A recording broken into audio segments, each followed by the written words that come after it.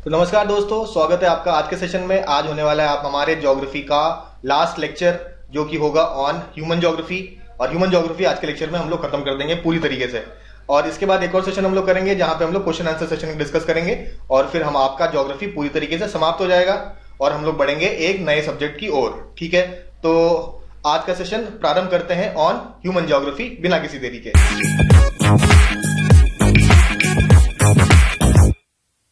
चलिए भाई, आज हम लोग देखिए ज्योग्राफी के फाइनल पड़ाव पर पहुंच चुके हैं। हम लोगों ने इंडियन ज्योग्राफी खत्म करी, फिर फिजिकल ज्योग्राफी खत्म करी, फिर वर्ल्ड ज्योग्राफी खत्म करी। अब फाइनली हम लोग पहुंच चुके हैं ज्योग्राफी के लास्ट टॉपिक में जो कि होगा हमारा ह्यूमन ज्योग्राफी। तो ह्यूमन ज्योग्राफी क्या होता है ये सबसे पहले हम लोग समझना स्टार्ट करते हैं। तो यहाँ पे देखिए डेफिनेशन पढ़ते हैं हम लोग। तो ह्यूमन ज्योग्राफी का डेफिनेशन क्या लिखा है, साथ में पढ़ते हैं। Study of inter relationship between people, place or environment and how they vary spatially and temporally across and between locations। तो इसमें बात करेंगे हमें कि भाई लोग और उनका इंटर रिलेशनशिप, किस जगह वो रहते हैं, उनका क्या एनवायरमेंट है, उनके बीच क्या रिलेशनशिप है, किस प्रकार वो स्पेशली वेरी करते हैं। जैसे रूरल रीजन होता है, कुछ अर्बन रीजन होता है। ठीक है, किस तरीके से वो स्पेशली और टेम्पोरली आपका वेरी करते हैं बिटवीन लोकेशंस। ठीक है, अलग अलग जगह में, अलग अलग एरियाज में कहीं ज्यादा कहीं कम लोग क्यों होते हैं, क्यों पॉपुलेशन का डिस्ट्रीब्यूशन अलग अलग होता है अलग अलग जगह पे, क्यों कुछ जगह ज्यादा पॉपुलेशन होता है, क्यों कुछ जगह आपका रेयर पॉपुलेशन होता है, कहीं ज्यादा लोग रहते हैं, कहीं डेंस पॉपुलेशन होता है, कहीं आपका कम पॉपुलेशन होता है। कौन कौन से फैक्टर्स, कौन कौन से रीजन इन चीज को गवर्न करते हैं। तो इस बारे में जो पूरी हम लोग चर्चा करेंगे, जिसकी बात हम लोग करेंगे इन ह्यूमन ज्योग्राफी। ठीक है, तो देखिए ह्यूमन ज्योग्राफी में सबसे पहली बात हम लोग करेंगे क्यों ऐसा होता है कि पॉपुलेशन का डिस्ट्रीब्यूशन होता है। पॉपुलेशन क्यों एक जगह ज्यादा एक जगह कम होता है, उसके रीजंस डिस्कस करेंगे। तो उसके रीजंस में सबसे पहले हम लोग बात करते हैं फिजिकल फैक्टर्स की। कौन से ऐसे फिजिकल फैक्टर्स हैं जो डिसाइड करते हैं पॉपुलेशन डिस्ट्रीब्यूशन। ठीक है, सबसे पहला टॉपिक होगा आपका। इसमें देखिए कौन कौन से फिजिकल फैक्टर्स हैं। सबसे पहला क्लाइमेट।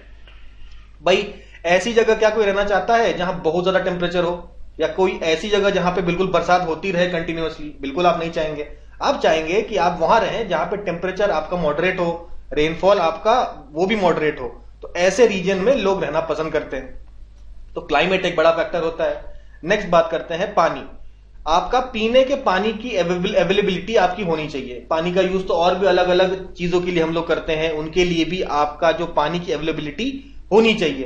तो जहां ऐसा पानी का जो अवेलेबिलिटी, एडिक्वेट वाटर सप्लाई होता है जहां पे, वहां आप देखेंगे वो डेंसली पॉपुलेटेड रीजन होता है। जैसे कि आपका गंगा और ब्रह्मपुत्र वैली के आसपास का रीजन काफी हाईली पॉपुलेटेड है।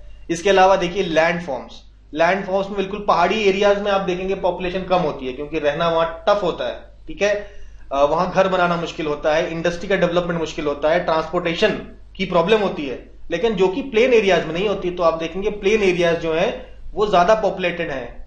जैसे आपका बैड लैंड एरिया, जैसे कि चंबल के रेवाइंस वगैरह में आप देखेंगे कि पॉपुलेशन काफी कम होती है, लेकिन प्लेन एरिया में ज्यादा होती है, इसलिए क्योंकि ये सब चीजें ईजी होती है बनाना। नेक्स्ट बात करते हैं जहां पे आपका मिनरल रिसोर्सेज ज्यादा हो, वैल्यूबल मिनरल्स मिले, जैसे कि गोल्ड, मिनरल ऑयल, तो वो भी डेंसली पॉपुलेटेड होते हैं। जहां पे मिनरल और एनर्जी रिसोर्सेज ज्यादा हैं, वो एरियाज जो होते हैं वहां भी पॉपुलेशन ज्यादा होता है। ठीक है, नेक्स्ट इकोनॉमिक फैक्टर्स की बात अगर हम करें, जैसे कि आपका गुड इंफ्रास्ट्रक्चर, आपके बढ़िया रोड हो, पानी की अच्छी सप्लाई हो, बिजली ज्यादा 24 घंटे आती हो। ठीक है, तो वहां पे ज्यादा लोग आके सेटल करना पसंद करते हैं। इसके अलावा और भी अलग अलग रीजंस हैं, जैसे कि ऑल्टीट्यूड, हाई ऑल्टीट्यूड में रहेंगे कि लो एल्टीट्यूड में। लो एल्टीट्यूड में रहना पसंद करते हैं। हाई लैटिट्यूड में रहना पसंद करेंगे कि लो लैटिट्यूड में? तो मॉडरेट लैटिट्यूड में रहना लोग ज्यादा पसंद करेंगे। ठीक है, जो ज्यादा हाई हो ना हो, जैसे पोलर रीजन में कोई रहना पसंद करेगा क्या? नहीं। लेकिन तो इसलिए हाई लैटिट्यूड में भी लोग रहना पसंद नहीं करेंगे। फिर बात करते हैं, अच्छा बिल्कुल लो लैटिट्यूड, जैसे इक्वेटर के आसपास भाई जंगल ज्यादा होते हैं, ज्यादा बीमारियां होंगी, तो वहां भी लोग कम रहना पसंद करेंगे। तो ये दोनों एक्सट्रीम्स के बीच में लैटिट्यूड की बात हम लोग कर लिया।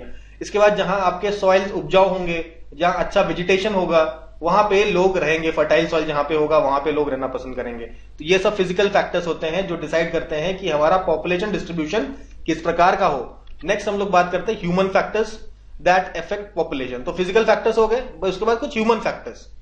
अब ये फिजिकल फैक्टर्स नहीं है, ह्यूमन फैक्टर्स, जैसे इकोनॉमिक अपॉर्चुनिटीज, जहां भी इकोनॉमिक एक्टिविटीज ज्यादा हो, ऑब्वियसली वहां पे जॉब्स आपको ज्यादा इजीली मिल जाएंगी।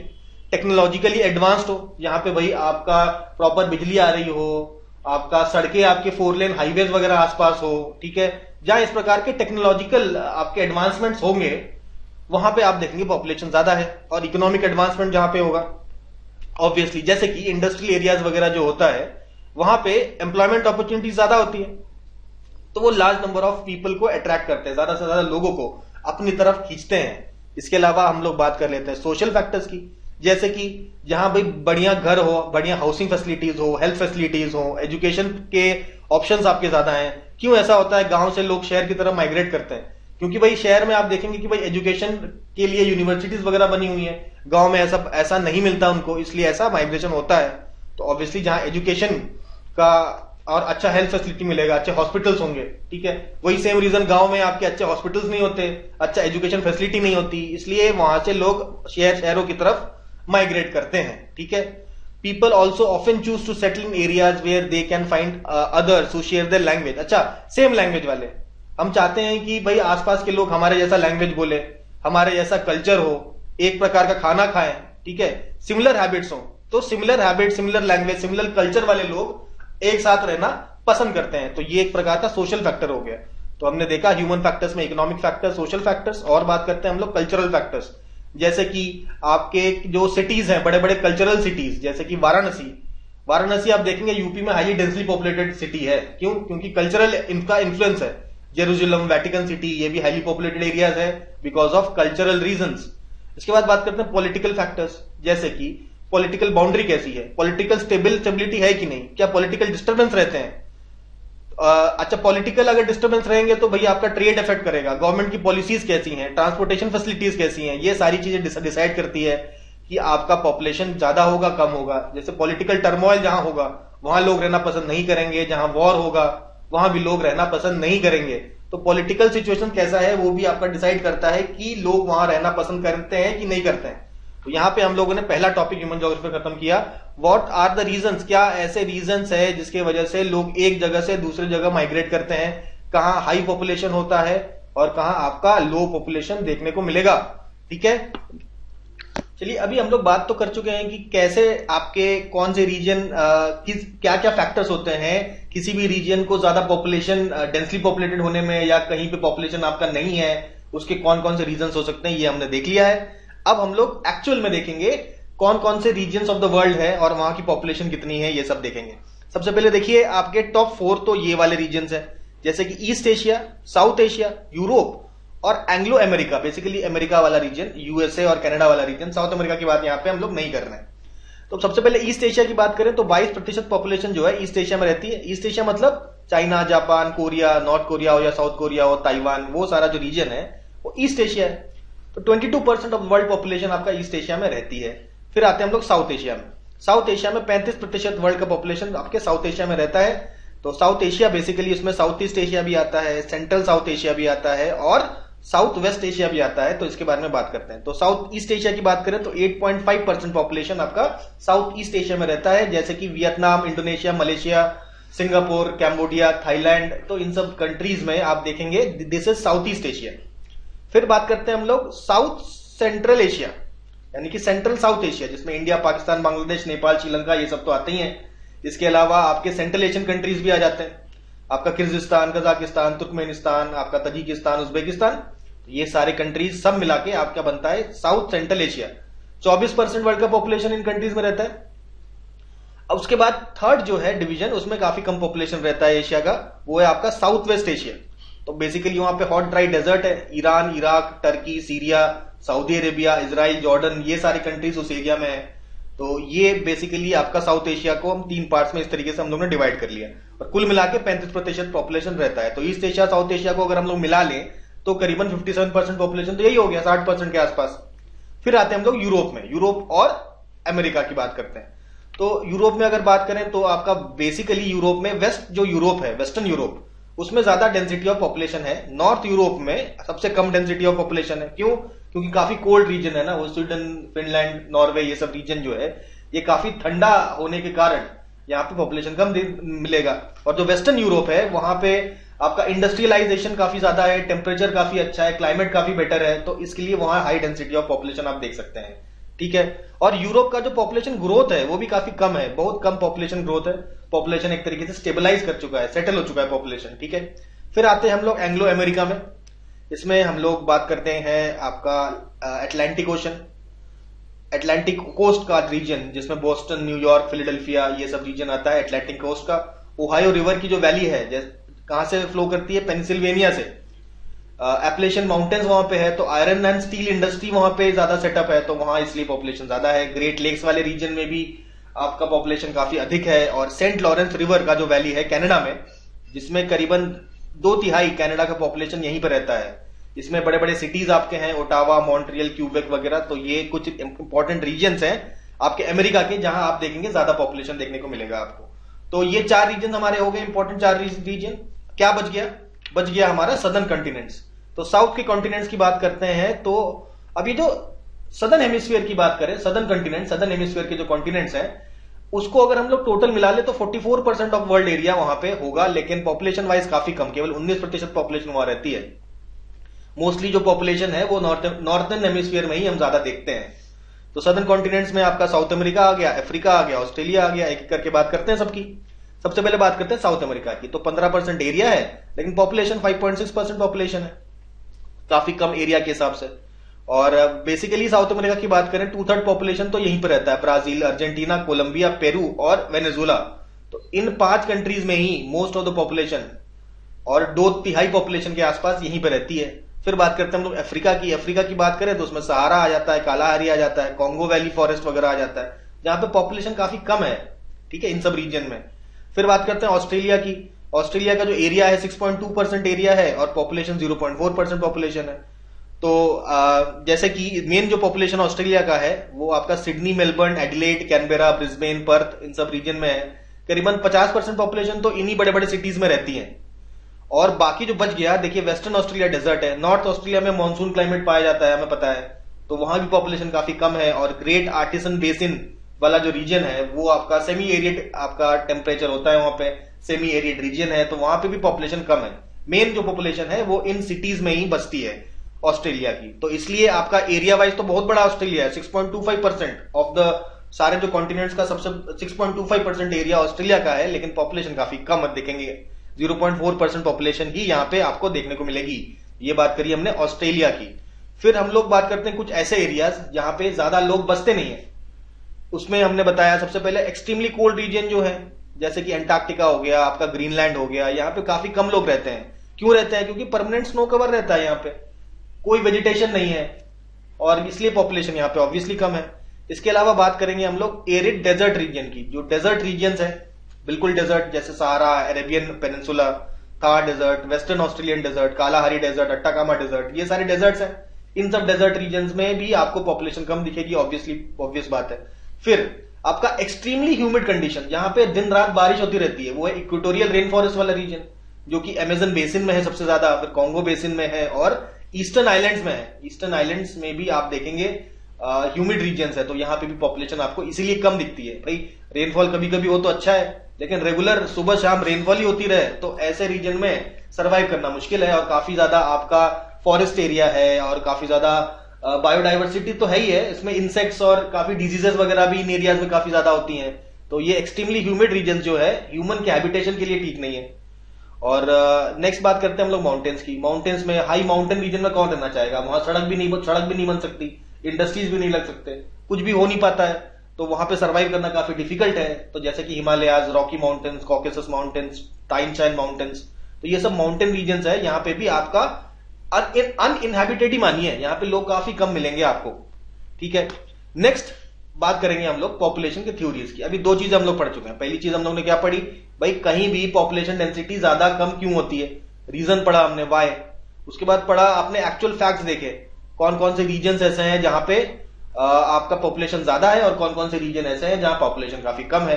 अब पॉपुलेशन के कुछ थ्योरीज हैं, आपके जो साइंटिस्ट लोग हैं उन्होंने कुछ कुछ थ्योरीज निकाला है पॉपुलेशन डिस्ट्रीब्यूशन के ऊपर, उस पर भी एक बार चर्चा कर लेते हैं। तो पॉपुलेशन थ्योरीज हम लोग यहाँ पे पढ़ने जा रहे हैं, एक एक करके देखेंगे सारे पॉपुलेशन थ्योरी। ये थोड़ा सा साइंटिफिक है, थोड़ा मैथमेटिकल है, बहुत ज्यादा नहीं, क्योंकि प्रीलिम्स के पॉइंट ऑफ व्यू से पढ़ रहे हैं हम, तो इसको हम लोग देखते हैं एक एक करके, है ना। बात करते हैं हम लोग, सबसे पहला जो कंसेप्ट है उसे कहते हैं हम लोग टोटल फर्टिलिटी रेट। क्या होता है total fertility rate? Of a population is the average number of children that is born to a women over her life time. किसी भी वुमेन जो कितने बच्चे पैदा करती है अपने लाइफ टाइम में ऑन एन एवरेज, उसे कहेंगे हम लोग टोटल फर्टिलिटी रेट। तो भाई टोटल फर्टिलिटी रेट के बाद हम लोग बात करेंगे रिप्लेसमेंट लेवल फर्टिलिटी। तो this is the average number of children a women needs to have. तो टोटल फर्टिलिटी रेट देख लिया हमने, मतलब एक लाइफ टाइम में कोई भी महिला कितने बच्चे पैदा कर रही है, ये होता है टोटल फर्टिलिटी रेट। अब टोटल फर्टिलिटी रेट की वैल्यू अगर 2.1 है तो उसको हम लोग कहते हैं रिप्लेसमेंट लेवल फर्टिलिटी रेट। इसका मतलब क्या है कि एवरेज नंबर ऑफ चिल्ड्रन, कितने चिल्ड्रन पैदा होने चाहिए by a women to replace her self and her partner. तो भाई हस्बैंड और वाइफ है तो उनका एक बच्चा हुआ, तो कितने बच्चे होने चाहिए कि ये आपस में रिप्लेस कर लें? तो ये आप कहेंगे कि 2 बच्चे हो जाएंगे तो ये दोनों रिप्लेस कर जाएंगे, तो पॉपुलेशन रिप्लेस हो जाएगी। लेकिन 2.1 इसलिए है क्योंकि भाई मोर्टेलिटी वगैरह, डिजीज वगैरह भी आता रहता है, लोग मरते भी रहते हैं, मोर्टेलिटी को ध्यान में रखते हुए इसको 2.1% बोल दिया गया है, सॉरी 2.1 बोल दिया गया है। तो 2.1 जो आपका टोटल फर्टिलिटी रेट है, it is called as replacement level fertility rate. ठीक है, नेक्स्ट हम लोग बात करते हैं थ्योरीज की।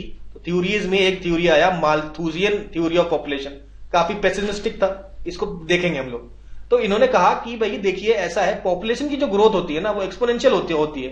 पॉपुलेशन जो है एक्सपोनेंशियल ग्रो करता है, लेकिन जो फूड सप्लाई है वो लीनियर ग्रो करता है, वो ऐसे लीनियर ग्रो करेगा। तो जो आपका जो पॉपुलेशन है वो एक्सपोनेंशियल का मतलब ये है ज्योमेट्रिक प्रोग्रेशन में आपका ग्रोथ होती है, जैसे 1 2 4 8, तो ज्योमेट्रिक प्रोग्रेशन है, इंटू 2 कर रहे हैं हम लोग। तो इस प्रकार का जो प्रोग्रेशन होता है जिसको बोलते हैं एक्सपोनेंशियल ग्रोथ। तो पॉपुलेशन ऑलवेज ग्रोज एक्सपोनेंशियली, लेकिन जो फूड है उसका जो ग्रोथ होता है लीनियर होता है। लीनियर का मतलब यह है कि 1 से 2 हुआ, 2 से 3 हुआ, 3 से 4 हुआ, 4 से 5 हुआ, ऐसे लीनियर ग्रोथ है। ठीक है, सब में +1 हम ऐड कर रहे हैं। तो ये बेसिकली एपी में अगर हम बात करें तो लीनियर, और जीपी में अगर ग्रोथ हो तो हम कहते हैं इट इज एक्सपोनेंशियल। तो इस प्रकार का ग्रोथ देखने को मिलता है। तो मान लेते हैं कि एक पॉइंट पे आपका फूड ज्यादा है, लोग कम है, तो भाई कोई दिक्कत नहीं है, भाई फूड ज्यादा है लोग कम है तो लोग सर्वाइव कर रहे हैं। लेकिन धीरे धीरे आपका फूड भी बढ़ रहा है, पॉपुलेशन भी बढ़ रहा है, लेकिन दिक्कत यह है पॉपुलेशन जो ग्रो कर रहा है वो एक्सपोनेंशियली ग्रो कर रहा है। तो एक ऐसा पॉइंट आएगा जब पॉपुलेशन का जो ग्रोथ है, जैसे इस पॉइंट पे देखिए पॉपुलेशन ज्यादा है और फूड जो है कम है, तो ऐसे सिचुएशन में जब आपका पॉपुलेशन आपके फूड से ज्यादा हो जाएगा, वो उस पॉइंट को इन्होंने बोल दिया माल्थूजियन कैटास्ट्रोफ।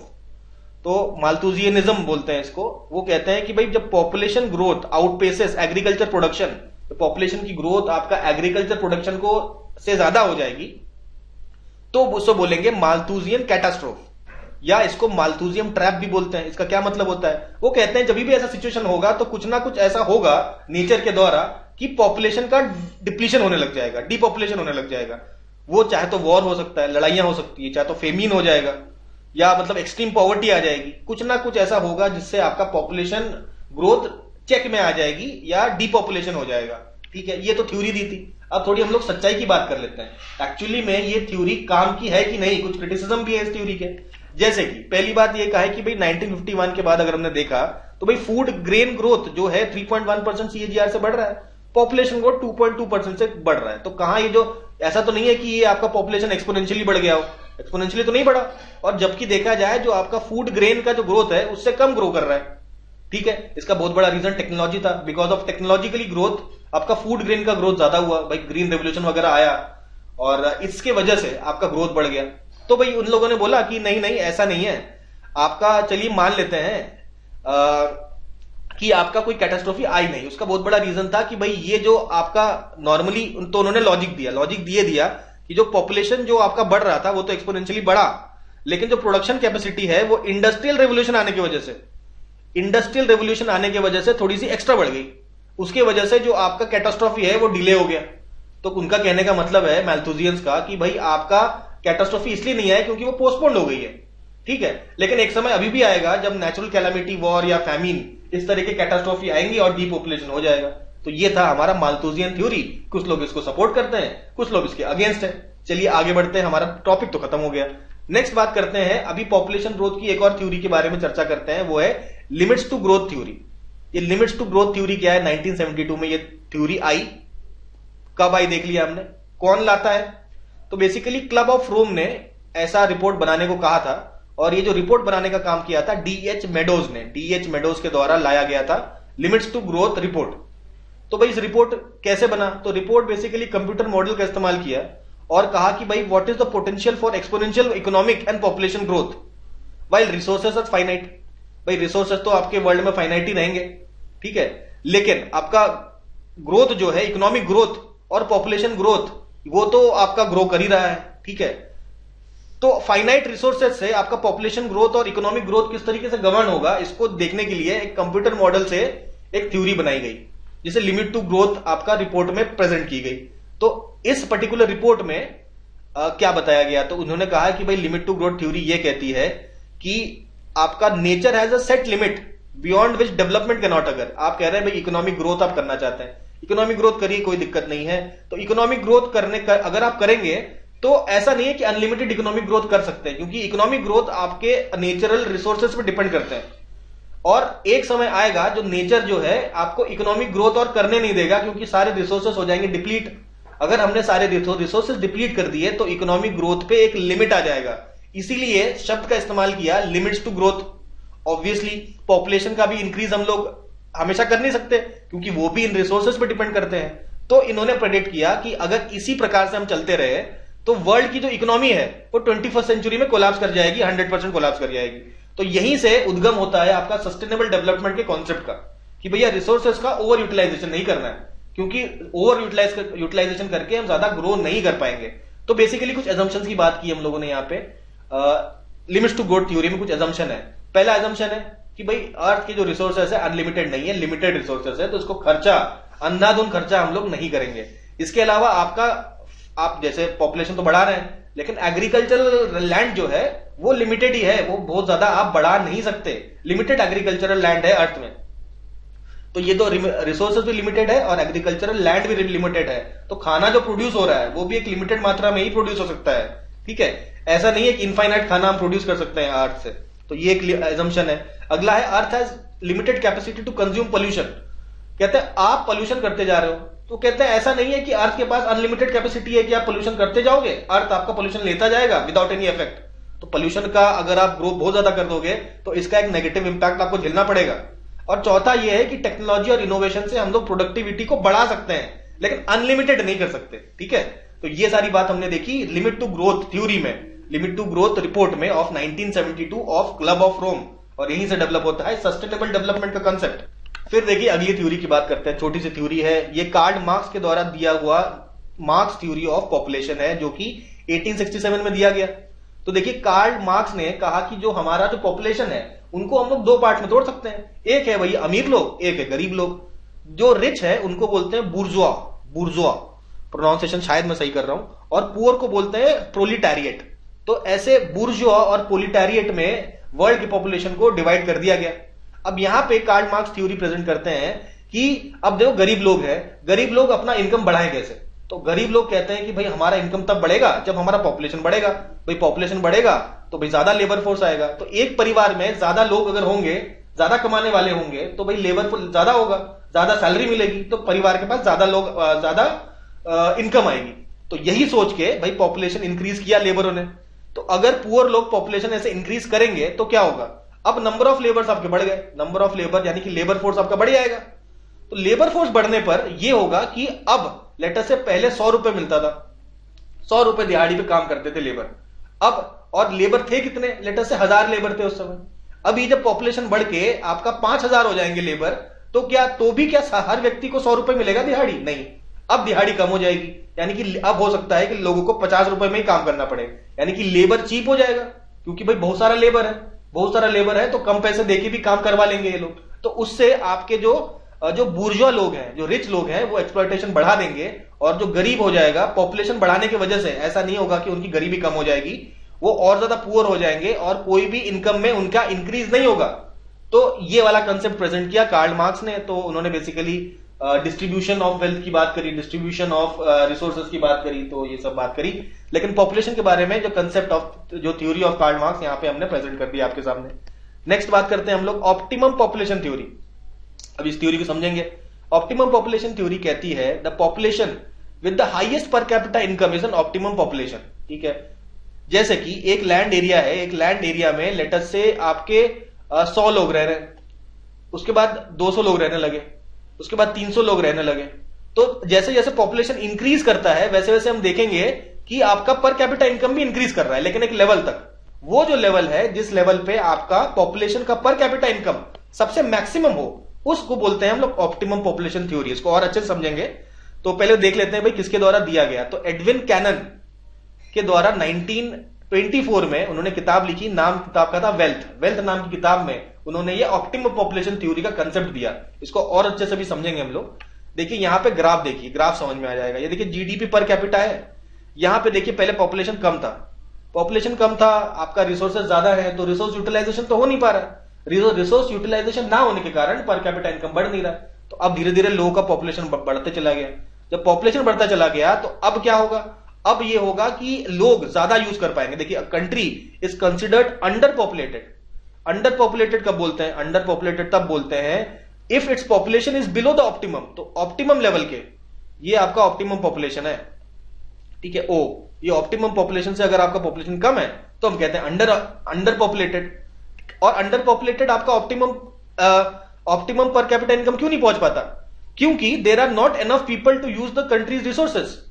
ज्यादा लोग नहीं है कि कंट्री के रिसोर्सेज प्रॉपर यूज हो पाए। जैसे आपके बहुत सारे माइंस है, बहुत सारे रिसोर्सेज है, लेकिन भाई माइंस में काम करने वाले लोग नहीं है, इसको मैनेज करने वाले लोग नहीं है। तो माइंस जब निकलेगा ही नहीं बाहर तो उसका यूज कैसे करेंगे हम लोग डेवलपमेंट के लिए। तो डेवलपमेंट के लिए पहली बात तो ये पॉपुलेशन की जरूरत होती है, ठीक है। तो धीरे धीरे पॉपुलेशन इंक्रीज करते जाएंगे तो हम लोग रिसोर्सेज का जो यूज है वो भी बढ़ता चला जाएगा। और बढ़ते बढ़ते एक पॉइंट आएगा, उसके बाद आपका पॉपुलेशन और बढ़ाएंगे तो आपका रिसोर्स में, तो आपका जो जीडीपी पर कैपिटा नहीं बढ़ेगा, ठीक है। उसके बाद वो जो रीजन आ जाएगा उसे कहेंगे हम लोग ओवर पॉपुलेशन।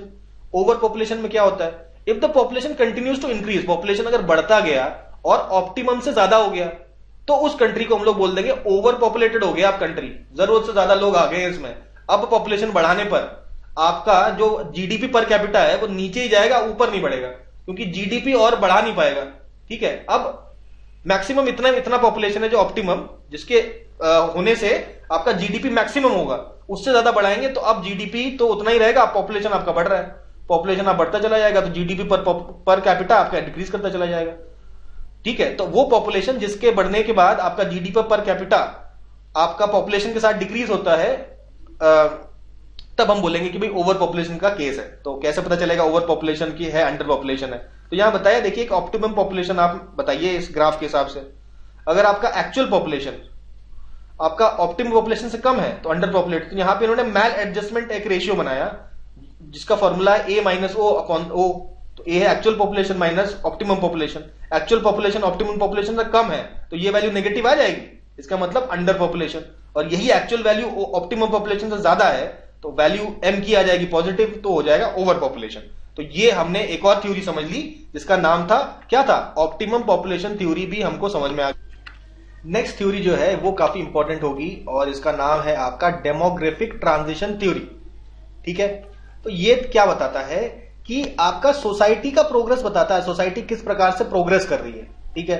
तो सबसे अंडर डेवलप्ड सोसाइटीज जो होती हैं उनमें देखा गया है कि आपका डेथ रेट और बर्थ रेट दोनों ही काफी हाई होता है। देखिए ये आपका चार्ट है, बता रहा है आपका डेथ रेट और बर्थ रेट।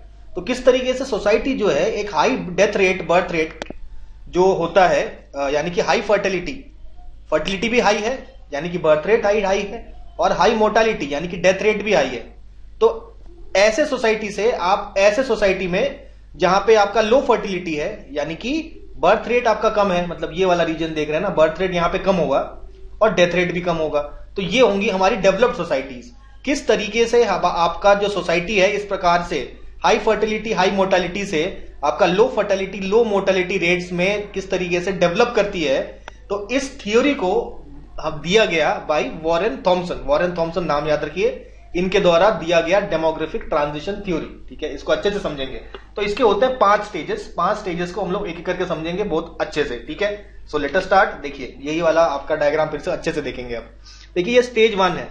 स्टेज 1 में आपकी जो सोसाइटी है वहां पे हाई रेट बर्थ रेट देखने को मिलेगा और हाई बर्थ रेट देखने को मिलेगा, दोनों ही हाई। तो ये होगा अनस्टेबल सोसाइटी।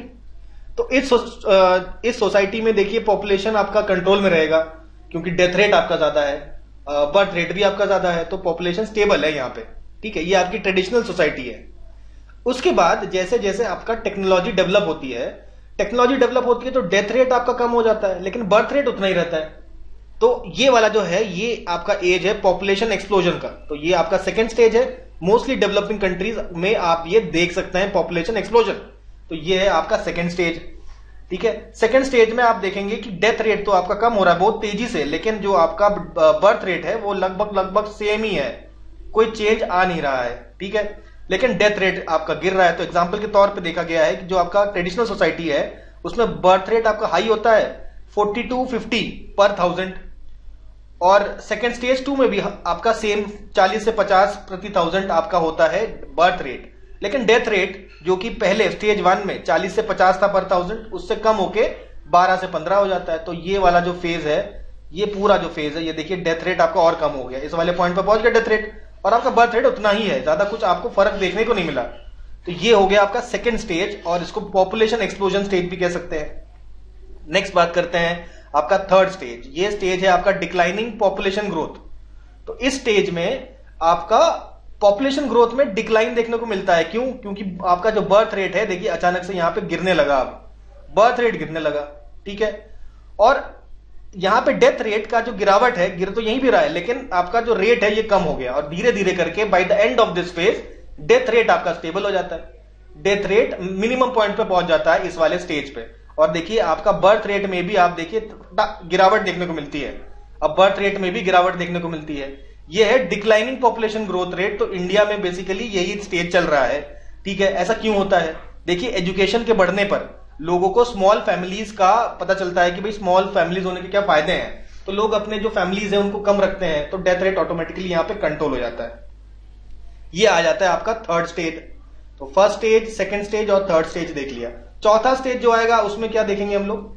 अच्छा, ये थर्ड स्टेज में आप देखिए डेथ जो आपका बर्थ रेट है आपका 20 से 30 के आसपास हो गया, और जो आपका डेथ रेट है वो आपका 10 से लेके 15 के बीच में है। ठीक है, थोड़ा सा आपका फॉल किया है, मोस्टली एकदम सेम है। नेक्स्ट हम लोग बात करेंगे आपका स्टेबलाइज्ड पॉपुलेशन का, यानी कि अब थोड़ा सा और आगे बढ़ेंगे स्टेज 4 पे। स्टेज 4 पे आप देखेंगे डेथ रेट तो हो गया कांस्टेंट। अब डेथ रेट में आपको सेम ही लगभग दिखेगा, तो 10 के आसपास आपको दिख सकता है पर 1000, और उसी तरीके से लेकिन आपका जो बर्थ रेट है वो और कम हो गया, करीबन 10 से 15 के आसपास का हो गया। यानी कि आपका इस समय जो आपका बर्थ रेट है और डेथ रेट है वो लगभग इस बराबर आ गया है, सेम आ गया है। इस पॉइंट पे देखिए डेथ रेट और बर्थ रेट बिल्कुल सेम है। तो ये जो पॉइंट जब यहां पे पहुंच जाता है तब आप हम कह सकते हैं कि ये एक डेवलप्ड सोसाइटी है, जहां पे डेथ रेट भी कम है और बर्थ रेट भी कम है, और इसीलिए पॉपुलेशन स्टेबल है। स्टेज 1 में भी पॉपुलेशन तो स्टेबल था, लेकिन आपका डेवलप्ड सोसाइटी नहीं थी, क्योंकि birth rate death rate high है। लेकिन पूरा स्टेज 2 और स्टेज 3 होते हुए स्टेज 4 में जब पहुंचे तो हमने देखा भाई डेथ रेट भी कम हो गया है, बर्थ रेट भी कम हो गया है। दोनों के कम होने की वजह से, और दोनों इक्वल भी है, इसलिए आपका पॉपुलेशन भी स्टेबल हो जाता है। तो ये आप डेवलप्ड सोसाइटी की निशानी है। जैसे कि वेस्टर्न यूरोप में आप देखेंगे, सिंगापुर, G8 कंट्रीज वगैरह में आप देखेंगे इस प्रकार का डेमोग्राफी बनी हुई है। ठीक है, तो इंडिया अभी धीरे से आपका स्टेज 4 में एंटर करने जा रहा है। ठीक है, उस फेज में बढ़ रहा है आगे। नेक्स्ट बात करते हैं हम लोग स्टेज 5 की। स्टेज 5 के बारे में अलग अलग विद्वानों के अलग अलग मत है। कुछ लोग कहते हैं कि भाई यहां से थोड़ा सा राइज देखने को मिलेगा आपको, कुछ लोग कहते हैं कि भाई यहां से आप डिक्लाइन देखने को मिलेगा। तो हम लोग बात करते हैं स्टेज 5 की। मोस्टली बोलते हैं कि आपका जो पॉपुलेशन है यहां पे नेगेटिव पॉपुलेशन ग्रोथ देखने को मिलेगा, यानी कि जो बर्थ रेट है, बर्थ रेट डेथ रेट को नीचे की तरफ ऐसे क्रॉस हो जाएगा। ठीक है, नीचे आ जाएगा, और बर्थ रेट डेथ रेट से भी कम हो जाएगा, यानी कि पॉपुलेशन डिक्रीज करेगा। आपका जो फैमिली स्ट्रक्चर है वो ब्रेकअप होने लगेगा, और ये जो स्टेज होगा वो होगा नेगेटिव पॉपुलेशन ग्रोथ, यानी कि पॉपुलेशन आपकी डिक्रीज होगी आगे चल के। तो ये आपका स्विट्जरलैंड, आइसलैंड और बेल्जियम वगैरह में आप ये स्टेज 5 देख सकते हैं। यहाँ पे देखिए पॉपुलेशन पिरामिड की यहाँ पे बात की है, इसके बारे में आगे हम लोग चर्चा करेंगे। तो ये देखिए कैसा पॉपुलेशन पिरामिड है, और यहाँ पे देखिए पॉपुलेशन पिरामिड ऑफ स्टेज 5 कैसा है। तो पॉपुलेशन पिरामिड देखते हैं हम लोग, फिर इस पर दोबारा वापस भी आएंगे। तो और कुछ थ्योरीज की और बात कर लेते हैं। तो डेविड रिकार्डो के द्वारा दिया गया था, डेविड रिकार्डो ने कहा था ग्रोथ ऑफ इकोनॉमी जो है वो डिपेंड करती है पॉपुलेशन ग्रोथ पे, ऐसा डेविड रिकार्डो का मानना है। उसके बाद सोशल मैल एडजस्टमेंट थ्योरी किसने दी थी? हेनरी जॉर्ज ने। तो इन सब लोगों के नाम आपको पता होने चाहिए, डेविड रिकार्डो हो गए, हेनरी जॉर्ज हो गए। इसके अलावा आपका मैल्थूजियन थ्योरी, तो मैल्थूज एक साइंटिस्ट है, उनके बारे में पता चला। डेमोग्राफिक ट्रांजिशन ये किन्होंने दिया था? वॉरेन थॉमसन, नाम याद रखना जरूरी है, वॉरेन थॉमसन। और यहाँ पे ऑप्टिमम पॉपुलेशन थ्योरी किसने दिया था? एडविन कैनन ने दिया था। ठीक है, तो ये सारे नाम आपको याद रखने हैं। चलिए पहले आप लोग समझेंगे पॉपुलेशन पिरामिड क्या होता है। पॉपुलेशन पिरामिड इस प्रकार का एक ग्राफ है जिसमें एक तरफ तो मेन का पॉपुलेशन देते हैं, एक तरफ विमेन पॉपुलेशन देते हैं। ठीक है, तो ये मेन विमेन पॉपुलेशन है। तो यहाँ देखिए मेल ब्लू से बताया गया है और ये आपका जो भी कलर है ऑरेंज कलर है आई गेस, तो ये जो आपका कलर है ये बताता है आपका फीमेल पॉपुलेशन। ठीक है, तो मेल फीमेल पॉपुलेशन में आप इस प्रकार से देख सकते हैं, अलग अलग एज ग्रुप के अलग अलग है। 0 से 4 एज ग्रुप, 5 से 8 एज ग्रुप में ये बताया है। उसके बाद 10 से 14 एज ग्रुप, अलग अलग एज ग्रुप का क्या क्या पॉपुलेशन है अगर आप इस तरीके से अरेंज करें तो इसको बोलेंगे पॉपुलेशन पिरामिड। तो what is a population pyramid? It's a graphical representation of the age and sex of a population. किसी भी पॉपुलेशन का एज और सेक्स के बारे में बताता है, ऐसा पॉपुलेशन पिरामिड होता है। ठीक है, चलिए अब देखिए पॉपुलेशन पिरामिड के हिसाब से 2 प्रकार के पॉपुलेशन पिरामिड देख सकते हैं। एक है रिग्रेसिव पॉपुलेशन, एक है प्रोग्रेसिव पॉपुलेशन। तो सबसे पहले हम लोग प्रोग्रेसिव की बात कर लेते हैं। प्रोग्रेसिव पॉपुलेशन ये देखिए, ये आपके फीमेल्स है, ये आपके मेल्स है। ठीक है, अगर इस प्रकार का आपका ग्रोथ दिखेगा, यानी कि कम एज वाले जो लोग हैं बहुत ज्यादा हैं, और जैसे जैसे एज ग्रुप आगे बढ़ता चला जाता है हमारा जो पिरामिड है वो और पतला होता चला जाता है, यानी कि हाई एज के, ओल्ड एज के पॉपुलेशन कम होते हैं और यंग एज की पॉपुलेशन काफी ज्यादा होता है। इसलिए इसका वाइड बेस होता है। ऐसा कब देखने को मिलेगा? जब आपका बर्थ रेट काफी ज्यादा हो और डेथ रेट भी आपका काफी ज्यादा हो। ठीक है, तो इसे कहेंगे हम लोग प्रोग्रेसिव पॉपुलेशन, यानी कि स्टेज 1 की बात कर रहे हैं कि नहीं हम लोग? स्टेज 1 जो हमने पढ़ा था डेमोग्राफिक ट्रांजिशन थ्योरी का, उसके स्टेज 1 में ऐसा चार्ट देखने को आपको मिलना चाहिए। तो देख लेते हैं मिलता है। इस ग्राफ में अगर आप देख लें तो इसी प्रकार का चार्ट मिल रहा है आपका। पिरामिड ऊपर की तरफ सकरा होता चला जा रहा है, तो ऐसा जो पिरामिड है इसे प्रोग्रेसिव पिरामिड बोलेंगे। तो प्रोग्रेसिव पॉपुलेशन पिरामिड हमने देख लिया, प्रोग्रेसिव पॉपुलेशन। नेक्स्ट, अब रिग्रेसिव पॉपुलेशन में क्या होता है? बर्थ रेट आपका कम होता है और डेथ रेट आपका डिक्लाइन कर रहा होता है। आपका गिरता हुआ डेथ रेट आपको देखने को मिलेगा, यानी कि एक प्रकार से स्टेज 4 की बात कर रहे हैं। डेवलप्ड जो आपके नेशंस होते हैं उसमें देखिए आपका बर्थ रेट कम है और डेथ रेट भी आपका डिक्लाइन कर रहा है। तो ऐसे पॉपुलेशन में आप देखेंगे एल्डरली लोगों की संख्या ज्यादा है, यानी कि हमारा जो यंग पॉपुलेशन काफी कम देखने को मिलेगा। तो ऐसा जब आपको पॉपुलेशन जो होता है इसको कहते हैं रिग्रेसिव पॉपुलेशन। तो उसका पिरामिड कुछ इस प्रकार से देखने को मिलता है। चलिए चार्ट में देखें। इस चार्ट में आप देखिए स्टेज 4 में कैसा पिरामिड है, इस प्रकार का पिरामिड है ना, इस प्रकार का पिरामिड है। तो बेस धीरे धीरे देखिए छोटा होता चला जाता है, बेस धीरे धीरे देखिए छोटा होता चला जा रहा है और छोटा होता चला जा रहा है। डिक्लाइनिंग जो है उसमें और छोटा हो जाएगा। ठीक है, तो इस प्रकार का आपका एज पिरामिड आप देख। अगर हम लोग पॉपुलेशन को एज के हिसाब से विभाजित करें तो बेसिकली 3 प्रकार का विभाजन देखने को मिल सकता है। एक तो बच्चों की बात करें, चाइल्ड एंड यंग एडोलेसेंट्स, तो उनका अंडर 15 ईयर्स एज के जो होते हैं उनको कहते हैं हम लोग चिल्ड्रन। फिर होता है वर्किंग एज पॉपुलेशन।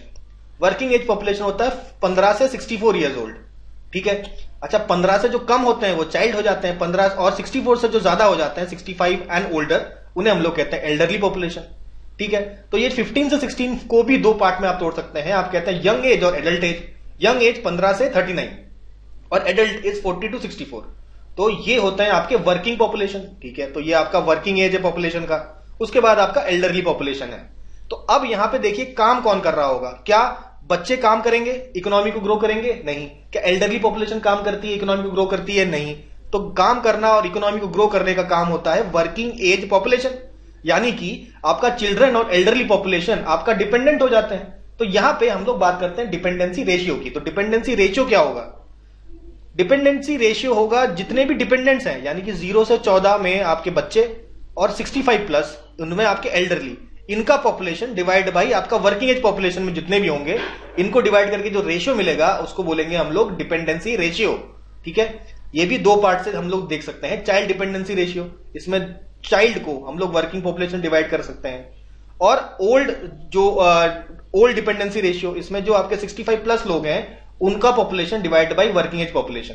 तो basically child dependency ratio plus old dependency ratio is equal to dependency ratio, ऐसे आप मान सकते हैं। इन दोनों को ऐड कर देंगे तो यही मिल जाएगा ना, तो ऐसे भी समझ सकते हैं। तो आई होप डिपेंडेंसी रेशियो हम लोगों को क्लियर हो गया। फाइनली हम लोग बात करते हैं सेक्स रेशियो की। Number of ratio of males to females, males to females का जो रेशियो है उसे हम लोग सेक्स रेशियो कह सकते हैं। तो देखिए प्राइमरी सेक्स रेशियो बताता है ratio of males to females in the population at the time of conception. मतलब जब कंसेप्शन हो रहा हो, बच्चा पैदा हुआ नहीं है, कंसीव करने जा रहा है, उस समय का सेक्स रेशियो, यानी कि भाई उस समय का सेक्स रेशियो बेसिकली 50-50 होता है, क्योंकि भाई मेल होने का उतना ही चांस है उतना जितना फीमेल होने का चांस है, तो 50-50 रेशियो होना चाहिए इसका। लेकिन कभी कभार ऐसा होता है आपका स्पर्म किसी भी कारण से, पैरासाइट वगैरह से अगर इफेक्ट कर जाए, तो ये 50-50 रेशियो थोड़ा सा स्क्यू हो जाता है, ठीक है। तो इस रेशियो को हम लोग बोलते हैं प्राइमरी सेक्स रेशियो। एक होता है secondary sex ratio at the child birth, ठीक है। तो ये होता है आपका सेकेंडरी सेक्स रेशियो आपका बर्थ में। अब जब चाइल्ड बर्थ हो गया है तब सेक्स रेशियो क्या है, तो इस केस में भी रेशियो 50-50 होता है, क्योंकि फीमेल चाइल्ड का और मेल चाइल्ड का जो आपका प्रोबेबिलिटी है वो 50-50 है, कुछ भी हो सकता है, ठीक है। लेकिन ये कभी कभी भी ये भी आपका स्क्यूड देखने को मिल सकता है, लेकिन ये थोड़ा सा ज्यादा कॉमन है as compared to primary sex ratio. तो मोस्टली ये जो आपके दोनों जो सेक्स रेशियो होते हैं ये आपके 50-50 ही देखने को मिलेगा, इसमें कोई चेंज आपको देखने को नहीं मिलता। कुछ कारणों की वजह से, बहुत कम ऐसे रीजन है जिसकी वजह से ये स्क्यूड होते हैं, मोस्टली 50-50 रहता है। टर्शरी सेक्स रेशियो क्या होता है, ratio of mature organisms at census. जब आपका सेंसस लिया जा रहा है उस समय क्या सेक्स रेशियो है, तो वो होता है आपका टर्शरी सेक्स रेशियो, जिसे हम लोग एडल्ट सेक्स रेशियो बोलते हैं। तो ये जो है 50-50 नहीं भी हो सकता है, ये आपका कम ज्यादा हो जाता है। बहुत सारे कारण हो सकते हैं भाई, मोर्टालिटी रेट इसका रीजन हो सकता है, फीमेल इन्फेंटिसाइड इसका रीजन हो सकता है, चाइल्ड मोर्टालिटी इसका रेट हो सकता है। तो किसी भी रीजन के कारण आप देख सकते हैं ये जब सेंसस हम लेते हैं तब ये जो सेक्स रेशियो है बेसिकली आपका 1000 आना चाहिए सेक्स रेशियो कायदे से, तो लेकिन ऐसा नहीं आता, आपको देखने को मिलेगा 930, 955 इस प्रकार का सेक्स रेशियो देखने को मिलेगा, थोड़ा स्क्यूड हो जाता है आपका। इसे कहते हैं हम लोग टर्शियरी सेक्स रेशियो। आई होप ये कंसेप्ट हम लोग को पहली बार हमने सुना है और समझ में आ भी गया होगा आई गेस। चलिए अब हम लोग अगले टॉपिक पे बढ़ते हैं, जो कि क्या है, माइग्रेशन के बारे में। माइग्रेशन क्या है तो पढ़ेंगे इसका डेफिनेशन। मूवमेंट ऑफ पीपल, लोगों का मूवमेंट हो रहा है, कहां से, एक जगह से दूसरे जगह, one place to another, from rural area to city और from one country to another. तो बेसिकली जो आपका माइग्रेशन है वो आपका लोगों का मूवमेंट हो रहा है एक जगह से लेके दूसरे जगह पे, ठीक है। अब ये हो सकता है कि एक सिटी से, हो सकता है रूरल एरिया से आपका सिटी एरिया में माइग्रेट कर जाए, या तो हो सकता है कि एक कंट्री से, आपका एक कंट्री है उससे दूसरे कंट्री में चला जाए, जैसे इंडिया से हो सकता है कोई व्यक्ति चला जा रहा है यूएसए, ठीक है, वहां पे काम जॉब अपॉर्चुनिटीज ढूंढने के लिए।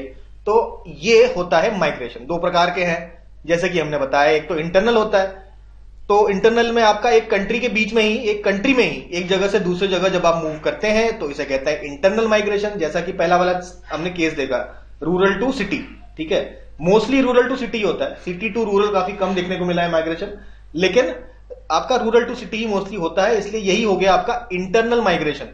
इंटरनेशनल माइग्रेशन का मतलब है कि जब एक लोग जो है आपका बाउंड्रीज क्रॉस करते हैं, एक कंट्री से दूसरी कंट्री को जाते हैं, इसे कहेंगे हम लोग इंटरनेशनल माइग्रेशन, ठीक है। अब यहां पे माइग्रेशन समझ में आ गया हमें। अब लॉज ऑफ माइग्रेशन समझेंगे कि भाई आखिर माइग्रेशन क्यों होता है। तो ये जो लॉज है ऑफ माइग्रेशन किसके द्वारा दिया गया था, by Ernest George Ravenstein. Ernest George Ravenstein ने दिया थे लॉज ऑफ माइग्रेशन। तो इन लॉज को की बात करते हैं। भाई माइग्रेशन कुछ लॉज को फॉलो करते हैं, क्यों होता है माइग्रेशन, वो कुछ लॉज को फॉलो करते हैं, उसका एक साइंटिफिक थ्योरी देने का प्रयास किया गया था भाई अर्नेस्ट जॉर्ज रेवेनस्टीन के द्वारा। पहला, डिस्टेंस डीके। डिस्टेंस डीके का कंसेप्ट क्या कहता है, number of migrants between two places decreases with distance. अब जैसे एक प्लेस यहां पर है, इसके पास एक शहर इसके पास है, एक शहर काफी दूर है, तो कहां जाएगा व्यक्ति, ये लेटर से रूरल एरिया है, ये अर्बन एरिया 1, ये अर्बन एरिया 2। अब ये रूरल एरिया से ये अर्बन एरिया 1 में भी जा सकता है, 2 में भी जा सकता है, तो आपको क्या लगता है कहां जाएगा, ऑब्वियसली इसके, अगर जो अर्बन एरिया इसके पास होगा वहां भाई माइग्रेट कर आएगा, क्योंकि वहां पहुंचना आसान है, ट्रांसपोर्टेशन की दिक्कत नहीं होगी ज्यादा और जल्दी हम पहुंच जाएंगे। तो ये जो पास होगा उसमें माइग्रेट करने के चांसेस ज्यादा हो जाते हैं, ठीक है। तो भाई chances of migration decreases with distance, दूरी जितनी ज्यादा बढ़ जाएगी उतना चांसेस ऑफ माइग्रेशन आपका कम होता चला जाएगा। नेक्स्ट बात करते हैं absorption. People who live near the growing town move into it and migrants from those distance places fill the gaps they have. देखिए यहां पे कह रहा है कि भाई आपका एक ये शहर है, ठीक है, इसके पास एक छोटा रूरल एरिया है, ठीक है, तो रूरल एरिया से अर्बन एरिया आपने ट्रांसफर किया, तो यहां से जब लोग ट्रांसफर होकर अर्बन एरिया में चले गए तो ये वाला खाली हो गया ना, तो इसके पास कोई और रूरल एरिया होगा, वो ट्रांसफर करके ये वाला जो गैप है ये फिलअप कर देंगे। तो इस तरीके से मूव होते हैं। तो ये वाला जो रूरल एरिया नंबर 2 है, ये यहां पे जो लोग हैं ये थोड़ा सिटी के और पास आ गए, ठीक है, तो ये होता है एब्जॉर्प्शन। और डिस्पर्शन होता है इसका जस्ट उल्टा, यानी कि अब जब अर्बन एरिया से लोग अगर बाहर जाने लगे तो इसे कहेंगे हम डिस्पर्शन। तो अभी मेन हम लोग बात करते हैं डिस्टेंस और एब्जॉर्प्शन की। डिस्पर्शन इसका उल्टा होता है एब्जॉर्प्शन का, जब आपका सिटी छोड़ के लोग बाहर की तरफ मूव करें, ठीक है, तो ये होता है एब्जॉर्प्शन। सिटी मतलब कोई भी प्लेस को छोड़ के हम लोग बाहर की तरफ मूव करते हैं, इसे कहेंगे हम लोग आपका डिस्पर्शन, ठीक है। नेक्स्ट हम लोग बात करते हैं लॉन्ग डिस्टेंस माइग्रेशन। तो भाई लॉन्ग डिस्टेंस माइग्रेशन भी होता है, ठीक है, लेकिन लॉन्ग डिस्टेंस माइग्रेशन तब होगा जब हम लोग जाएंगे कोई बड़े शहर, जैसे ये रूरल एरिया है, ठीक है, इसके पास एक अर्बन एरिया है, छोटा अर्बन एरिया, लेकिन इससे काफी दूर में एक बड़ा सिटी है, बड़ा अर्बन एरिया। तो आपका लॉन्ग डिस्टेंस माइग्रेशन व्यक्ति तभी करेगा जब किसी बड़े शहर की तरफ जाएगा, तभी लॉन्ग डिस्टेंस माइग्रेशन करेगा।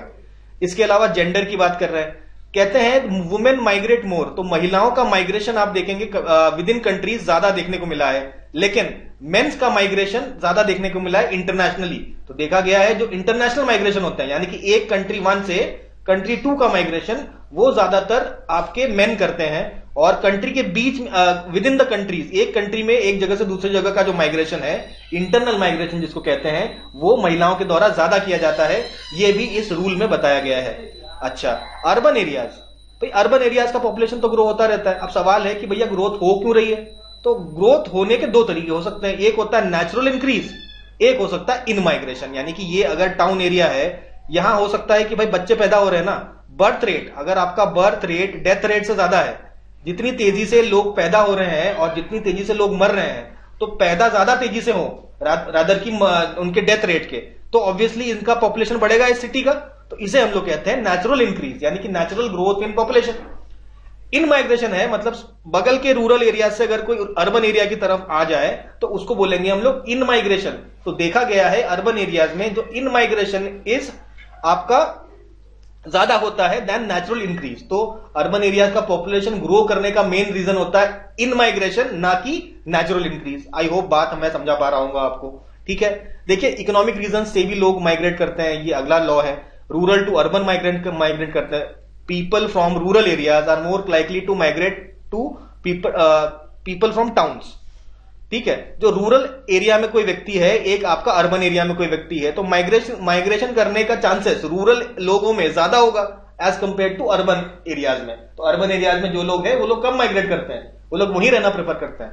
तो ये एक और हमने के लॉ देखा। तो यहां पे हम लोगों ने कवर कर लिया क्या, अर्नेस्ट जॉर्ज रेवेनस्टीन के लॉज ऑफ माइग्रेशन। माइग्रेशन क्या होता है, कितने प्रकार के होते हैं, ये भी हमने देख लिया। चलिए अब हमारी कहानी को हम लोग आगे बढ़ाते हैं। नेक्स्ट बात करते हैं ग्रेविटी मॉडल ऑफ माइग्रेशन। अब माइग्रेशन के कुछ नए नए मॉडल्स बनाए गए हैं, उनके बारे में थोड़ा चर्चा करते हैं। तो यहां पे देखिए ग्रेविटी मॉडल ऑफ माइग्रेशन, ये आपका न्यूटन्स लॉ ऑफ ग्रेविटेशन पर बेस्ड है। अब ग्रेविटेशन अलग चीज है, माइग्रेशन अलग चीज है, बेस्ड कैसे है? देखिए न्यूटन लॉ ये कहता था कि जो आपका ग्रेविटी का फोर्स है that is proportional to mass m1 and m2, यानी कि दो ऑब्जेक्ट उनके बीच का जो फोर्स ऑफ अट्रैक्शन है वो प्रोपोर्शनल होगा। हर एक ऑब्जेक्ट का मास कितना है, ज्यादा बड़ा ऑब्जेक्ट अगर होगा तो ऑब्वियसली उसमें अट्रैक्शन ज्यादा होगा। और it is inversely proportional to, ये जो फोर्स है that is inversely proportional to the distance का स्क्वायर। ये यही तो कहता है आपका लॉ ऑफ ग्रेविटी, यानी कि डिस्टेंस अगर ज्यादा होगा, डिस्टेंस अगर कम होगा तो फोर्स ज्यादा है, डिस्टेंस ज्यादा है तो फोर्स आपका कम है।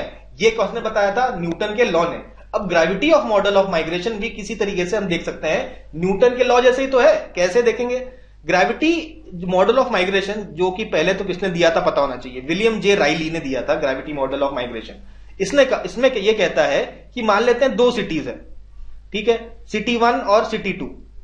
एक व्यक्ति बैठा है किसी रूरल एरिया में, अब ये जानना चाहेगा कि सिटी 1 में जाएगा कि सिटी 2 में जाएगा।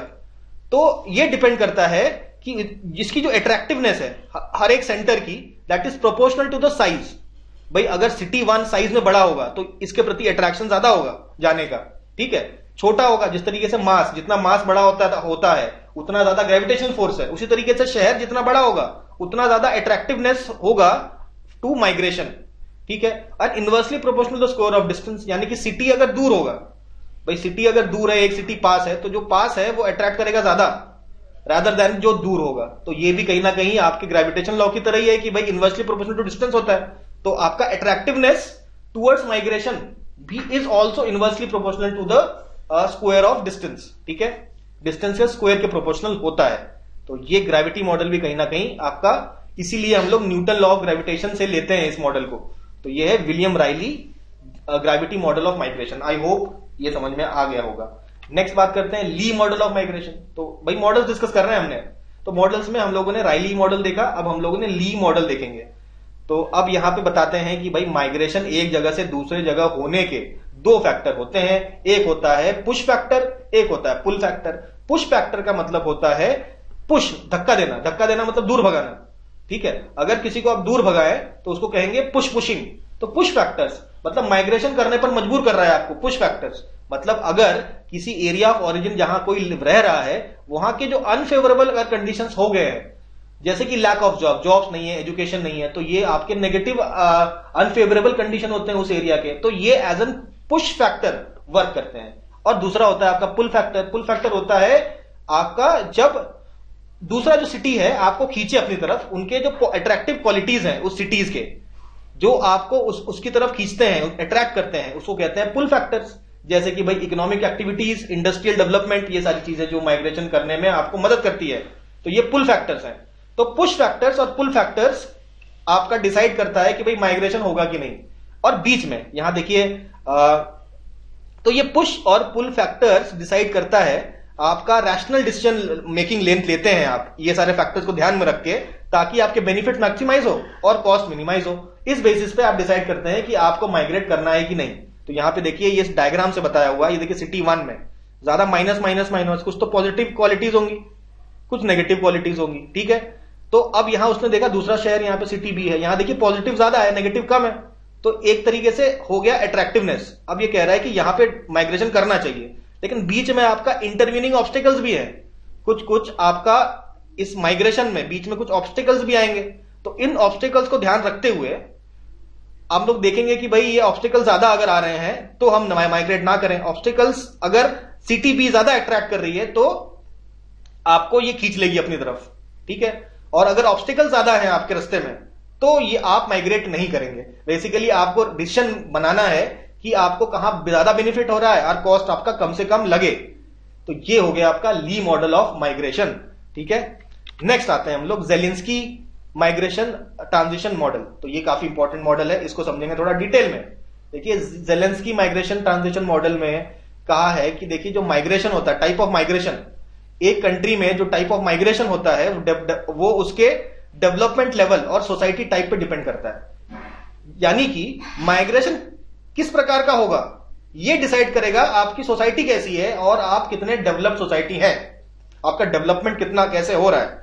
कहीं ना कहीं ये जो जेलेंस्की माइग्रेशन ट्रांजिशन मॉडल है, हमने अभी अभी पढ़ा था क्या, डेमोग्राफिक ट्रांजिशन मॉडल, तो कहीं ना कहीं इससे रिलेट करके देखिए आप, इसी से रिलेट करके आपका जेलेंस्की माइग्रेशन ट्रांजिशन मॉडल बनाया गया है। देखिए इसके स्टेजेस देख लेते हैं क्या क्या। सबसे पहला स्टेज बात करेंगे हम लोग प्री मॉडर्न ट्रेडिशनल सोसाइटी। देखिए अब देखिए माइग्रेशन कैसा होगा डिसाइड कौन करेगा, सोसाइटी का टाइप कैसा है। तो देखिए सोसाइटी का टाइप अगर होगा प्री मॉडर्न ट्रेडिशनल सोसाइटी, अगर ट्रेडिशनल सोसाइटी है तो उसमें आपका अर्बनाइजेशन अभी तक हुआ नहीं है प्रॉपर। ठीक है, और तो उसमें आप माइग्रेशन देखते नहीं है, कहां माइग्रेट करेगा, सोसाइटी पूरी आपकी ट्रेडिशनल है, आसपास की जगह में भी सिचुएशन वैसा ही है, कोई अर्बनाइजेशन जब है ही नहीं तो माइग्रेशन करने का क्या फायदा है ना, कहीं अर्बनाइजेशन नहीं है तो माइग्रेशन नहीं होता है। और नेचुरल रेट्स भी होते हैं जीरो के बराबर। नेचुरल रेट्स मतलब रेट ऑफ ग्रोथ, यानी कि बर्थ रेट और डेथ रेट। बर्थ रेट जब डेथ रेट से ज्यादा होता है तो आपका नेचुरल ग्रोथ होता है पॉपुलेशन में, लेकिन यहां पे कह रहा है नेचुरल इंक्रीज हो नहीं रहा पॉपुलेशन में। क्यों? क्योंकि बर्थ रेट भी बहुत ज्यादा है, डेथ रेट भी बहुत ज्यादा है। याद करिए यही हम लोगों ने पढ़ा था ना डेमोग्राफिक ट्रांजिशन मॉडल में, जो पहला स्टेज था उसमें क्या था देखा था हमने, डेथ रेट भी हाई है और बर्थ रेट भी हाई है, इसीलिए पॉपुलेशन स्टेबल है। ये है आपका ट्रेडिशनल सोसाइटी। ऐसे सोसाइटी में आपका माइग्रेशन भी नहीं होता। ठीक है, माइग्रेशन भी काफी लो होता है लेकिन मोबिलिटी होता है, नोमैडिज्म होता है। लोग कहीं सेटल्ड लाइफ स्टाइल नहीं करते हैं, एक जगह से दूसरे जगह आपका मूव करते रहते हैं, इसे कहते हैं नोमैडिज्म। नोमैडिज्म होता है पर माइग्रेशन नहीं होता है इस प्रकार की सोसाइटी में। ऑब्वियसली हाई मोर्टेलिटी रेट देखने को मिलती है, हमने कहा ना हाई डेथ रेट, ठीक है। तो हाई डेथ रेट और हाई फर्टिलिटी रेट यानी कि हाई बर्थ रेट, इसके वजह से आपका पॉपुलेशन ग्रोथ या तो होता नहीं है या तो हम कह दे काफी ज्यादा स्लो होता है। तो ये हो गया हमारा स्टेज वन। तो स्टेज वन सोसाइटी में हम देखेंगे माइग्रेशन नहीं होता है। आते हैं हम लोग अगले स्टेज में, that is stage two. Stage two को हम लोग कहेंगे early transitional society. Early transitional society, इसमें देखिए अब सोसाइटी में थोड़ा सा चेंज आया है, उसको समझेंगे। तो भाई इस सोसाइटी में धीरे धीरे हमने देखा पब्लिक हेल्थ इंप्रूव हुआ। तो पब्लिक हेल्थ जब इंप्रूव हो जाएगा तो क्या बर्थ रेट कम हो जाएगा? बिल्कुल कम हो जाएगा। और रिड्यूस मोर्टेलिटी, भाई मोर्टेलिटी कम हो गई यानी कि डेथ रेट भी कम हो गया। तो बर्थ रेट भी कम हो गया, डेथ रेट भी थोड़ा बहुत कम हुआ, लेकिन ओवरऑल हम देखेंगे बर्थ रेट आपका ज्यादा होता है। तो यही आपका स्टेज टू था, ठीक है। यही तो स्टेज टू था। एक बार दिखा देते हैं आपको, हमने जो वो वाला थ्योरी पढ़ा था ना, क्या कहते हैं, डेमोग्राफिक ट्रांजिशनल थ्योरी, उसको देखते हैं। तो देखिए यहां पे हमने यही तो देखा था स्टेज टू में, डेमोग्राफिक ट्रांजिशन थ्योरी। तो उसका स्टेज टू ही तो है, वो वाला स्टेज जो अभी हम लोग ज़ेलेंस्की के मॉडल में पढ़ रहे हैं। तो भाई हाई आपका, भाई बर्थ रेट तो आपका हाई है और भाई डेथ रेट लेकिन आपका कम हो गया है बिकॉज ऑफ हेल्थ में, हेल्थ वगैरह इंप्रूव हुआ है हेल्थ सेक्टर में। तो ये आपका स्टेज टू है। तो इसी तरीके से आपका जो ज़ेलेंस्की मॉडल है कहीं ना कहीं डेमोग्राफिक ट्रांजिशन मॉडल से कहीं ना कहीं आपको कनेक्ट करना पड़ेगा। तो ये कनेक्ट करके अगर आप देखेंगे तो और बेटर समझ में आएगा। तो आगे बढ़ेंगे हम लोग। तो इसीलिए देखिए rate of natural increase rapid हो गया, यानी कि पॉपुलेशन ग्रोथ तो होगा। अब भाई पॉपुलेशन ग्रोथ होगा क्योंकि भाई बर्थ रेट तो हाई है, डेथ रेट कम हो गया है, तो पॉपुलेशन एक्सप्लोजन दिखेगा आपको, ऐसा दिखता है। ऐसे सिचुएशन में आपका इंटरनेशनल माइग्रेशन रेट भी बढ़ जाता है कि भाई लोग कंट्री छोड़ के बाहर भी जाते रहते हैं, ठीक है। और टोटल पॉपुलेशन ऑफ कंट्री आपकी राइज होने लगती है काफी तेजी से। तो यहां पे आपका बहुत बड़ा मूवमेंट आपको देखने को मिलता है कि जो भी रूरल एरियाज है, अच्छा धीरे धीरे सिटीज भी तो बनेंगे। अब धीरे धीरे पॉपुलेशन बढ़ रहा है तो धीरे धीरे सिटीज भी आपका डेवलप होने लगता है, अर्बनाइजेशन होने लगता है। तो रूरल से अर्बन का जो माइग्रेशन है वो भी आपका काफी मैसिव होता है, बहुत ज्यादा होता है, ठीक है। नेक्स्ट आते हैं हम लोग स्टेज थ्री में। स्टेज थ्री में इज द लेट आपका ट्रांजिशनल सोसाइटी। तो यहां पे हम देखेंगे कि अब काफी ज्यादा अर्बनाइजेशन हो चुका है, काफी अर्बन सिटीज काफी ज्यादा डेवलप हो गए हैं, आपके रूरल एरियाज को कम रह गए हैं, ठीक है। और जो रूरल में भी आपकी फैसिलिटीज वगैरह बढ़ गई हैं। तो यहां पे हम देखेंगे अर्बन टू अर्बन माइग्रेशन ज्यादा हो रहा है then rural to urban migration. ये आपका लेट ट्रांजिशनल सोसाइटी है। अब अर्बनाइजेशन काफी डेवलप हो गया है ना। अब रूरल से अर्बन तो वैसे होता है लेकिन अर्बन टू अर्बन ज्यादा हो रहा है, हम देखने लगेंगे हम लोग, ठीक है। और मोर्टेलिटी तो आपका फॉल करता है और पॉपुलेशन ग्रोथ थोड़ा सा स्लो होता है क्योंकि इरोडिंग सोशल नॉर्म्स। भाई इरोडिंग सोशल नॉर्म का मतलब यह है कि भाई लोग पहले ज्वाइंट फैमिली में रहते थे, ज्यादा से ज्यादा बच्चे होते थे, ठीक है। तो अब ये आपकी न्यूक्लियर फैमिली हो रहे हैं, छोटे बच्चे हो रहे हैं। तो इस प्रकार के जो सोशल नॉर्म्स हैं उनका भी डिक्लाइन होता है, जिसके वजह से आपका पॉपुलेशन ग्रोथ भी आपका स्लो हो रहा है और मोर्टेलिटी रेट तो आपका फॉल करता ही है। तो कहीं ना कहीं आप देखेंगे यहाँ पे पॉपुलेशन ग्रोथ में थोड़ा सा चेक लगता है, ठीक है। पॉपुलेशन ग्रोथ थोड़ा सा चेक में रहता है। तो यहां पे हमने देखा लेट ट्रांजिशनल सोसाइटी में आपका अर्बन टू अर्बन माइग्रेशन आपका रूरल टू अर्बन माइग्रेशन को सरपास कर गया अब ये, ठीक है। अब यहां पे हम देखेंगे क्योंकि रूरल एरियाज वैसे कम हो गए, अर्बन एरियाज काफी ज्यादा हो गए, तो माइग्रेशन अब देखिए अर्बन टू अर्बन ही देखने को मिलेगा आपको ज्यादा, ठीक है। नेक्स्ट बात करते हैं हम लोग, अब आगे हम लोग आते हैं हम लोग स्टेज 4 में, जो कि है आपकी एडवांस सोसाइटी। तो एडवांस सोसाइटी जब बन गई तो movement of countryside to the city continue करता है but reduced in absolute and relative terms.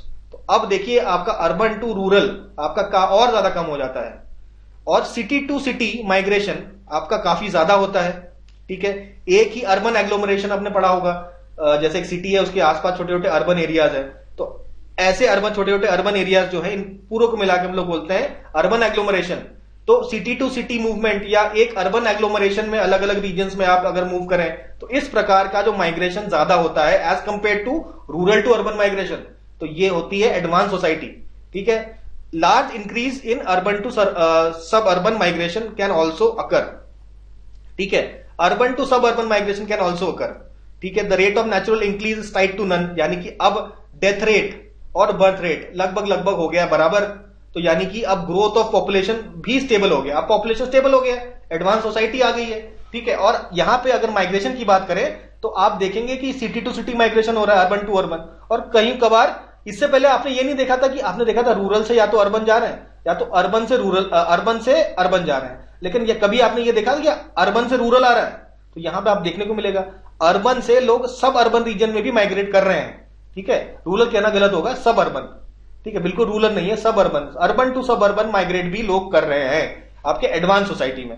तो इतना ज्यादा फर्क नहीं है, क्योंकि जो आपका सब अर्बन रीजन है वहां भी भाई सेम फैसिलिटीज आपको मिलेंगी, लेकिन इतना भीड़ भाड़ नहीं मिलेगा जैसे अर्बन एरिया में मिलता है। तो लोग थोड़ा कहते हैं कि बड़ा सुकून की जिंदगी जीते हैं, फैसिलिटीज तो वहां भी सारी मिल रही है। तो इस प्रकार का माइग्रेशन भी देखने को मिलता है आपके एडवांस सोसाइटी में। ठीक है, नेक्स्ट बात करते हैं हम stage 5। Stage 5 is future super advance society, super advanced. तो यहां पे नियरली ऑल रेसिडेंशियल माइग्रेशन में be of the inter urban और इंट्रा अर्बन वेराइटी।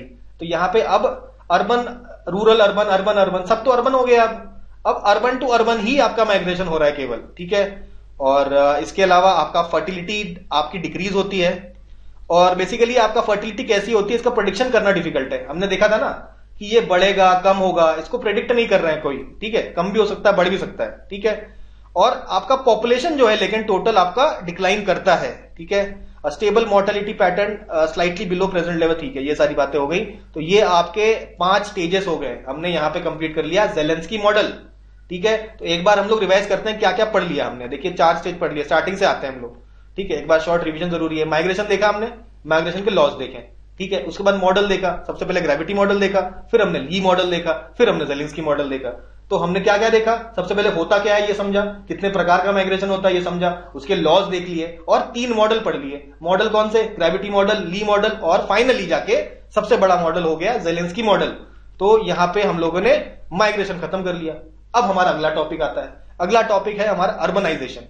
ठीक है, आप चाहो तो वीडियो पॉज करके थोड़ा ब्रेक लेके आ जाओ, फिर अर्बनाइजेशन पढ़ लेना। ठीक है, अर्बनाइजेशन कहीं ना कहीं हम जानते हैं कि रूरल से अर्बन जो माइग्रेशन होता है और अर्बन पॉपुलेशन जो इंक्रीज करती जाती है उसे कहते हैं हम लोग अर्बनाइजेशन। यानी कि लेटर से एक शहर है, उसमें आपका 1000 लोग रहते हैं, 1000 लोग रहते हैं, लेकिन केवल 200 लोग अर्बन एरियाज में रहते हैं। तो 20% हो गया अर्बनाइजेशन। तो यह हो गया परसेंटेज अर्बनाइजेशन। ये बढ़ के कभी 30% हो जाएगा जब अर्बन एरियाज में 300 लोग रहने लगेंगे। तो इस प्रकार से हम कहते हैं अर्बनाइजेशन इंक्रीज हो रहा है, यानी कि अर्बन एरियाज में रहने वाले लोगों का पॉपुलेशन बढ़ता चला जा रहा है as compared to the total population.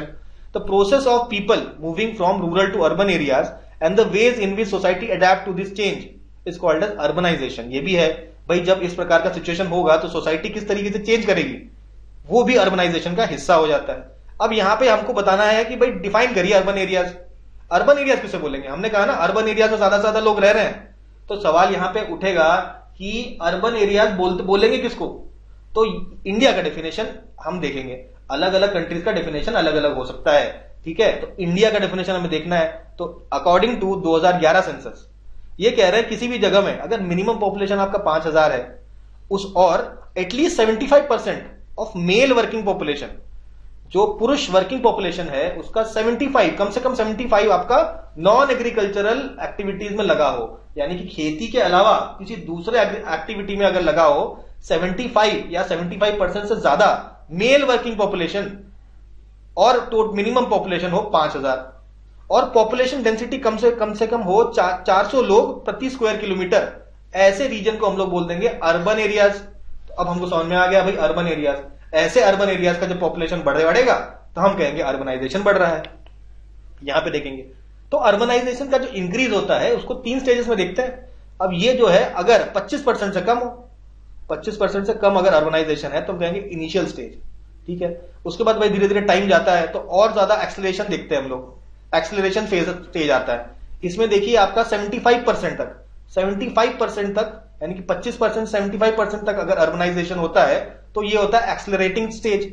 जैसे कि भाई अपना यूरोप, और देखिए इनिशियल स्टेज में नेपाल बांग्लादेश वगैरह कंट्रीज आपके इनिशियल स्टेज में आते हैं अर्बनाइजेशन के, और फाइनल स्टेज मतलब अब सैचुरेशन हो गया है, मतलब 80% के आसपास जब अर्बनाइजेशन पहुंच जाए तो आप ये कह देंगे और नहीं बढ़ेगा अर्बनाइजेशन, सैचुरेट कर गया है। तो ये टर्मिनल स्टेज, जैसे कि न्यूजीलैंड, कनाडा, फ्रांस, इन सब कंट्रीज में आप देख सकते हैं that is the final stage of urbanisation. तो अर्बनाइजेशन के ये 3 स्टेज हम लोगों ने यहां पे पढ़े, इंपॉर्टेंट। ठीक है, नेक्स्ट हम लोग बात करते हैं भाई सिटी का डेवलपमेंट। अर्बनाइजेशन ही तो पढ़ रहे हैं, अर्बन तो सिटीज धीरे धीरे कैसे डेवलप करते हैं इसका एक लॉजिक दिया था, एक साइंटिफिक स्टडी दिया था किसके द्वारा, लुइस ममफोर्ड। तो इन्होंने किताब लिखी द कल्चर ऑफ सिटीज। इसमें कहा कि भाई सिटीज का जो डेवलपमेंट है उसके 6 स्टेजेस हैं। सबसे पहले ईओपोलिस, छोटा सा सेटलमेंट होगा, रूरल कल्चर होगा। फिर हो गया पोलिस, पोलिस मतलब अब धीरे धीरे ये थोड़ा सा ग्रो कर रहा है, स्पेस में इंक्रीज कर रहा है।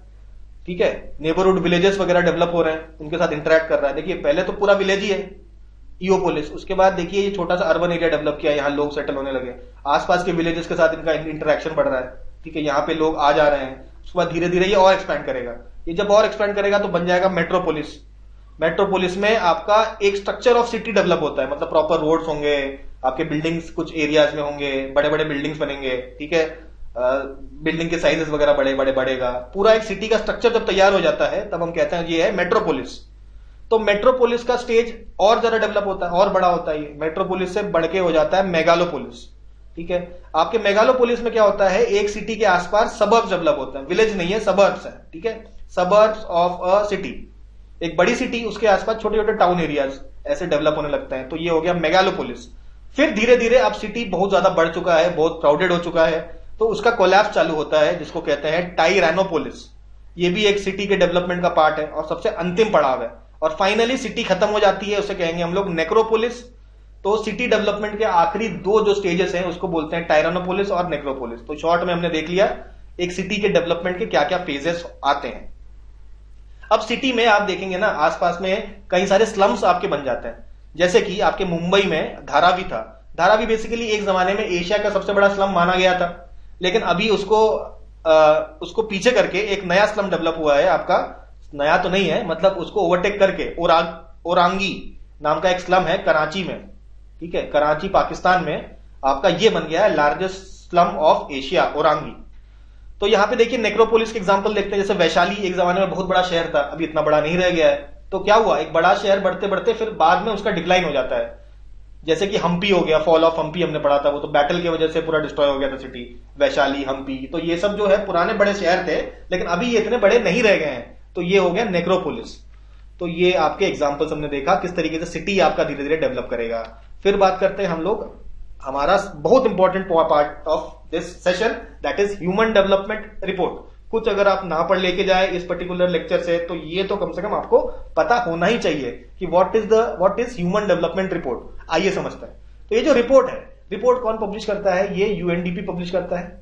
यूएनडीपी मतलब यूनाइटेड नेशन डेवलपमेंट प्रोग्राम, पहली बात। दूसरी बात, ये ह्यूमन डेवलपमेंट रिपोर्ट में कई सारे इंडेक्स दिए हुए हैं, कई सारे इंडेक्स दिए हुए हैं, एक नहीं कई सारे इंडेक्स दिए हुए हैं। उनमें से सबसे इंपॉर्टेंट इंडेक्स आपका है ह्यूमन डेवलपमेंट इंडेक्स। केवल एकमात्र इंडेक्स ह्यूमन डेवलपमेंट इंडेक्स नहीं है, और भी कई सारे इंडेक्सेस हैं, लेकिन सबसे ज्यादा इंपॉर्टेंट आपका है ह्यूमन डेवलपमेंट इंडेक्स। तो इसके बारे में पढ़ेंगे, और भी दूसरों के बारे में पढ़ेंगे, शायद इतने डिटेल में नहीं, लेकिन ह्यूमन डेवलपमेंट इंडेक्स हम लोग बहुत डिटेल में पढ़ते हैं। तो यहां पे बात की गई है कि भाई ह्यूमन का डेवलपमेंट, किस कंट्री में ह्यूमन डेवलपमेंट ज्यादा हो रहा है, ये पता कैसे करें। तो इसके ऊपर रिसर्च किया, और पहली बार ये जो ह्यूमन डेवलपमेंट का कंसेप्ट किसने दिया, किसके द्वारा डेवलप किया गया, आपका महबूब उल हक ने इसको डेवलप किया। और महबूब उल हक के असिस्टेंट थे आपके अमर्त्य सेन। महबूब उल हक आपका पाकिस्तान के साइंटिस्ट थे, और अमर्त्य सेन हमारे इकोनॉमिस्ट थे, कहां के, इंडिया के। तो अमर्त्य सेन ने महबूब उल हक को आपका असिस्ट किया था, और इन्होंने डेवलप किया था ये जो ह्यूमन डेवलपमेंट इंडेक्स को। और पहली बार आपका ह्यूमन डेवलपमेंट रिपोर्ट में इसको पब्लिश किया गया है इन 1990। तो 1990 से हर साल आपका ह्यूमन डेवलपमेंट रिपोर्ट आता है, साथ में ह्यूमन डेवलपमेंट इंडेक्स आता है। अब ये इंडेक्स में पता चलता है कि कौन कौन से कंट्री का कितना ह्यूमन डेवलपमेंट हो रहा है, और क्या बेसिस है ये रैंकिंग करने का, ये समझेंगे। तो ये कह रहे हैं कि भाई ह्यूमन डेवलपमेंट जिसके पास ज्यादा पैसा होगा, क्या उसे आप बोल सकते हैं कि वो ह्यूमन डेवलप्ड हो चुका है, मतलब वो डेवलप्ड ह्यूमन बीइंग है।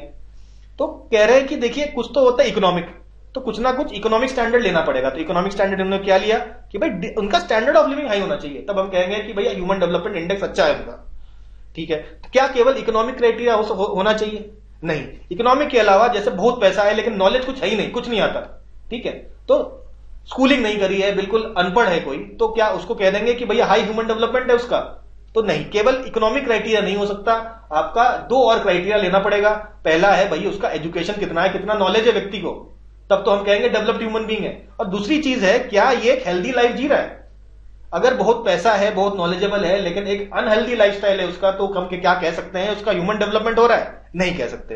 तो देखिए एक तो होगा आपका इकोनॉमिक रीजंस, एक होगा नॉन इकोनॉमिक रीजंस। तो कुछ तो नॉन इकोनॉमिक रीजंस भी तो होंगे। तो ये तीन रीजंस बताए गए हैं कि भाई ये तीन रीजंस होते हैं आपका ह्यूमन डेवलपमेंट में, ठीक है, कि आपका हेल्थ अच्छा हो, एजुकेशन अच्छा हो, जो कि नॉन इकोनॉमिक रीजंस है, और इकोनॉमिक रीजंस में आपका स्टैंडर्ड ऑफ लिविंग अच्छा हो। तो इसको पता करके हम इंडेक्स फाइंड आउट करेंगे। चलिए अब यहां पे इंडेक्स को समझने से पहले हम लोग कुछ डेफिनेशन समझेंगे। इसको पहले समझ लेते हैं, उसके बाद आगे बढ़ेंगे, समझने में आसानी होगी। पहले what is life expectancy at birth. कभी भी कोई व्यक्ति अगर पैदा होता है तो वो कितने साल तक जिएगा, कितने साल आप जैसे expected to live, estimate the average number of years a newborn can expect to live. अभी पैदा हुआ एक बालक, छोटा सा न्यूबॉर्न बालक, क्या एक्सपेक्टेशन है कितने साल तक जी जाएगा, ये है लाइफ एक्सपेक्टेंसी एट बर्थ।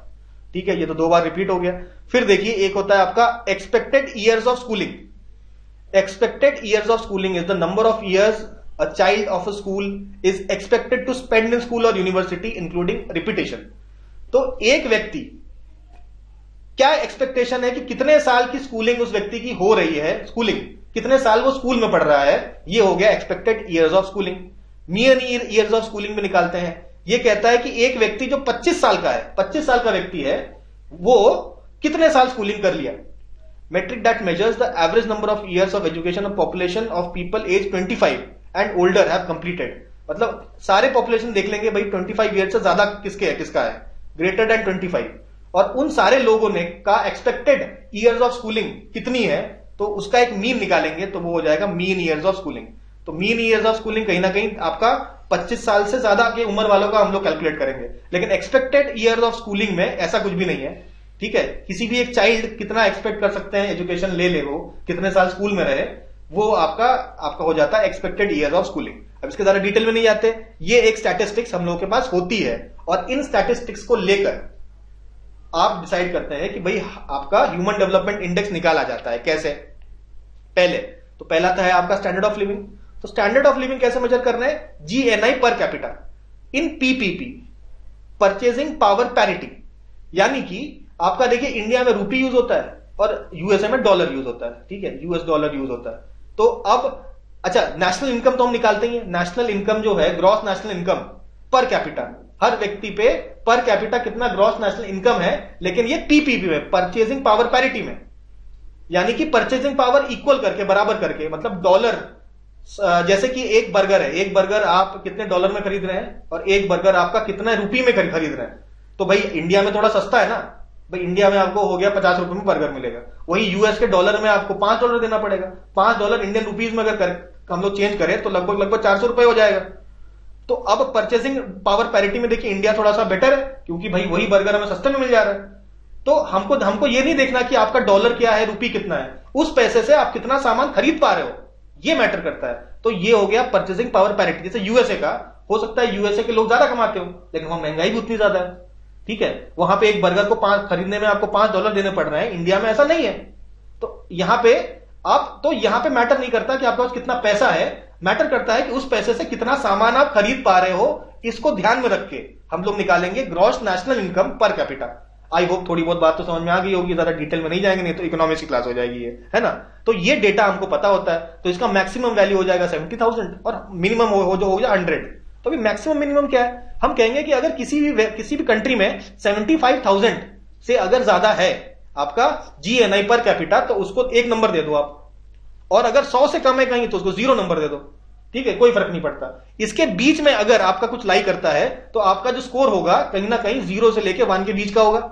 और निकालेंगे कैसे, जो भी आपका स्कोर है, जैसे लेटेस्ट से किसी की कंट्री का 6353 है, तो भाई उसको हम उसका लॉग ले लेंगे, माइनस लॉग ऑफ 100 यानी कि जो minimum value, divided by log of maximum value minus log of minimum value.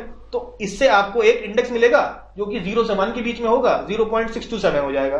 ठीक है, नेक्स्ट हम लोग बात करते हैं हेल्थ की। तो भाई हेल्थ में हम लोग देखेंगे लाइफ एक्सपेक्टेंसी एट बर्थ। तो भाई उसमें मिनिमम वैल्यू, उसका मैक्सिमम वैल्यू हमने देख लिया। ठीक है, तो अब हमें लाइफ एक्सपेक्टेंसी इंडेक्स निकालेंगे, तो 68.8 लेटेस्ट से एग्जांपल के लिए कि लाइफ एक्सपेक्टेंसी किसी कंट्री में 68.8 है, तो हमने क्या करा, actual value minus minimum value divide by maximum minus minimum, वो भी वैल्यू आ जाएगी। तो ये एक और इंडेक्स मिल गया। तो स्टैंडर्ड ऑफ लिविंग का इंडेक्स मिल गया हमें, जिसे हम लोग बोल दिए जीएनआई इंडेक्स। और फिर आपका लाइफ एक्सपेक्टेंसी एट बर्थ की वैल्यू पता चली, और उससे हमें निकल गया आपका लाइफ एक्सपेक्टेंसी इंडेक्स। ठीक है, तो हेल्थ पता चल गया हमको और स्टैंडर्ड ऑफ लिविंग पता चल गया। नेक्स्ट बात करते हैं एजुकेशन की। तो एजुकेशन में 2 मेट्रिक है, एक्सपेक्टेड ईयर्स ऑफ स्कूलिंग, उसका है 0, और मैक्सिमम 18। ये तो ऑब्वियस है कि भाई 18 से ऊपर हो जाएगा अगर किसी का तो उसको 1 दे देना है सीधा, ठीक है। तो उसी तरीके से मीन ईयर्स ऑफ स्कूलिंग, उसका भी मिनिमम वैल्यू 0, मैक्सिमम 15। अब एग्जांपल के तौर पे अगर एक्सपेक्टेड ईयर्स ऑफ स्कूलिंग आपके 12.3 है तो वही formula, actual minus minimum divided maximum minus minimum, तो एक वैल्यू आ जाएगी। उसी तरीके से मीन ईयर्स ऑफ स्कूलिंग में भी यही करेंगे हम सेम, तो एक और वैल्यू आ जाएगी। इन दोनों का ले लेंगे हम लोग एवरेज, तो ये जो आपको मिल गया इसी को बोलेंगे हम लोग एजुकेशनल इंडेक्स। तो 3 इंडेक्स आ गए हमें, एजुकेशन का इंडेक्स आ गया, लाइफ एक्सपेक्टेंसी का इंडेक्स आ गया, ठीक है। एजुकेशन लाइफ एक्सपेक्टेंसी ये तो नॉन इकोनॉमिक है, इकोनॉमिक वाला यानी कि जीएनआई पर कैपिटा, तो जीएनआई इंडेक्स आ गया, तीनों मिल गए।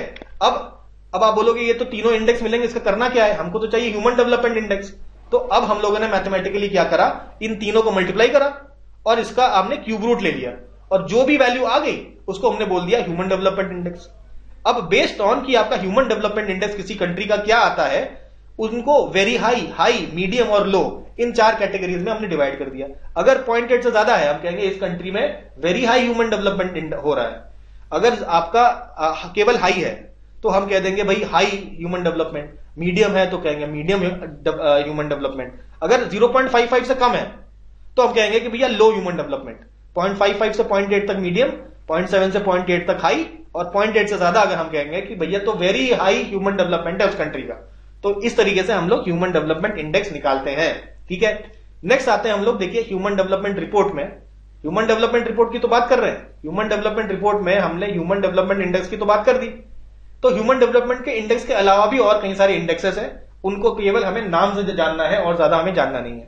तो 2010 में 3 नए इंडेक्स ऐड किए गए, एक है multi dimensional poverty index MPI, gender inequality index GII और इनइक्वालिटी एडजस्टेड HDI यानी कि ह्यूमन डेवलपमेंट इंडेक्स। तो ये 3 निकाले गए नए इंडेक्स 2010 में।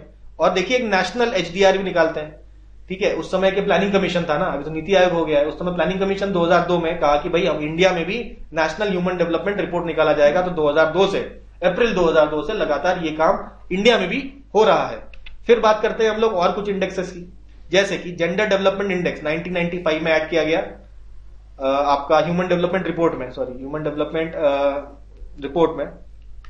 इसके अलावा आपका ह्यूमन पॉवर्टी इंडेक्स भी ऐड किया गया 1997 में, और आपका TAI टेक्नोलॉजी एडवांसमेंट इंडेक्स ये 2001 में ऐड किया इन ह्यूमन डेवलपमेंट रिपोर्ट। तो ये सारे भी आपको इंडेक्सेस ह्यूमन डेवलपमेंट रिपोर्ट में आपके ऐड किए गए हैं, ठीक। तो भैया इसी के साथ ही हमारा कार्यक्रम समाप्त, और इसी तरीके से ह्यूमन ज्योग्राफी भी हमने सॉल्व कर लिया है, और इसी के साथ पूरा ज्योग्राफी का सिलेबस भी खत्म हो गया है।